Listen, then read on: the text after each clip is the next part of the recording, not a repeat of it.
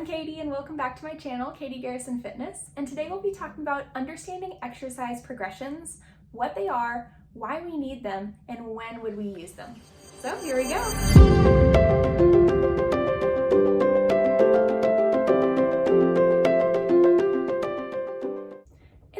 Industry, it seems like there are 1,001 names for each exercise out there and 1,001 ways to do those exercises. So today we'll be talking a little bit about exercise progressions and regressions, what those mean, and why there are 1,000 different examples of an exercise. So let's define it right up front. An exercise progression is when we increase the difficulty of an exercise, and an exercise regression means that we simply take a step back and decrease the difficulty of an exercise. And throughout our exercise journey, we might need to use both progressions and regressions to adapt to our situations, whether that is a training condition that we are dealing with, or maybe it is a training goal we are trying to achieve. Whatever that is, we might have to use both throughout our training. So I think one great way to think about an exercise progression or regression is to talk about it in terms of levels. So there's a few different ways to view exercise progressions and regressions. I think levels is the greatest way because it sets your body up for success and it has a defined structure on how to progress through the exercises. So if you're new to an exercise, or especially if you're a new exerciser, it's always smart to start down at the ground floor in level 1. So whatever the base, the very bare minimum version of that exercise is, whether it's a position or whether it's the lowest weight that you can add to it, it's easier to start there and then build your way up through the levels. By building in stages like this, we're allowing our muscles and our bodies to adapt to each stimulus as we encounter it. So when you start at level 1 and you get mastery of level 1 at whatever sets and reps you're at, then after a week or two, you're ready to progress to level 2.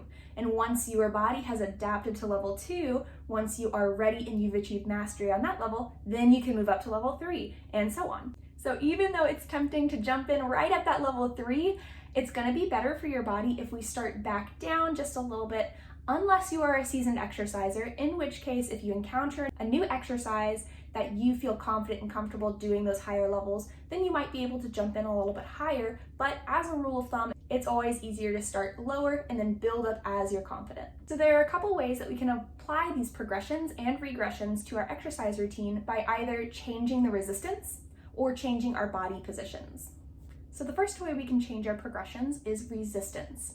So when we are doing weight training, whether we use dumbbells, whether we use resistance bands, whether we use our body weight, whatever our form of resistance is, it's always good to work towards our fatigue levels. So whatever number of sets and reps you're doing in a certain exercise, it's always good to focus on how much fatigue we have at the end of those sets and reps.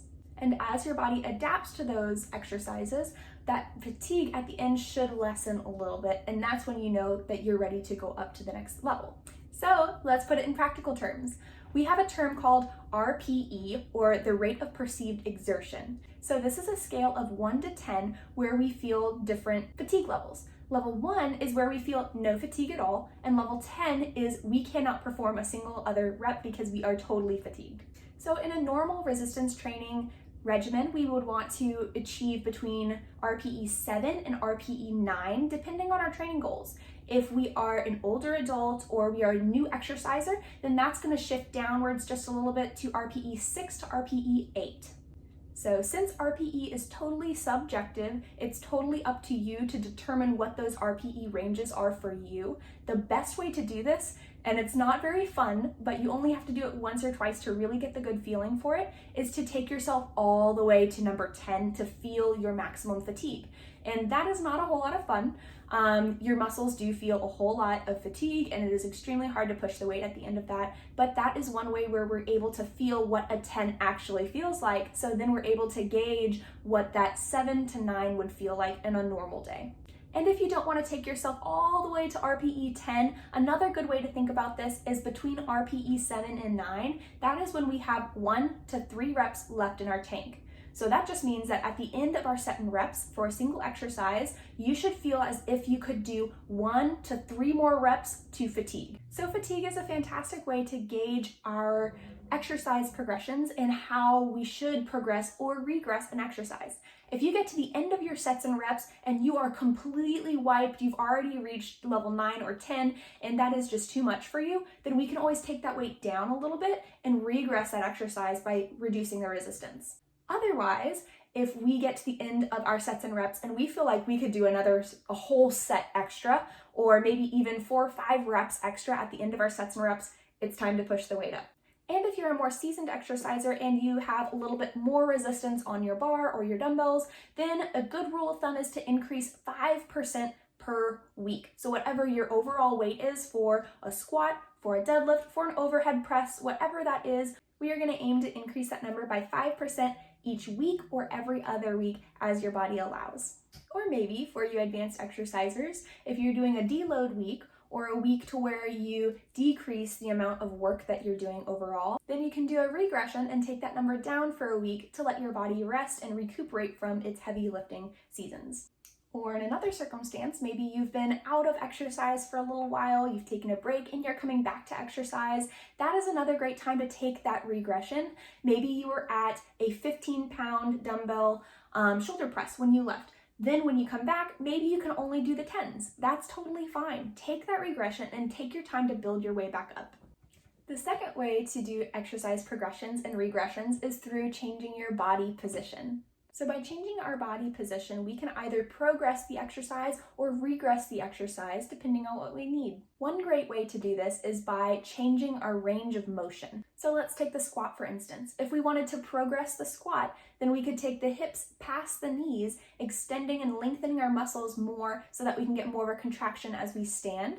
However, if we wanted to regress the squat, we could simply reduce the range of motion, maybe stopping the hips above the knee level and then rising from there.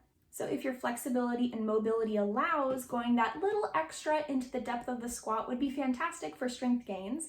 However, if you don't have the mobility or flexibility, or maybe you have other preventing factors that prevent you from going that low in a squat, then it's okay to reduce that range of motion slightly.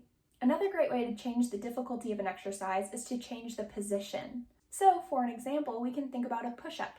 So if we take the very first level 1 of a push-up, we could take it all the way to a wall, to a more vertical position, so as we press, we have less resistance and less body weight on our arms.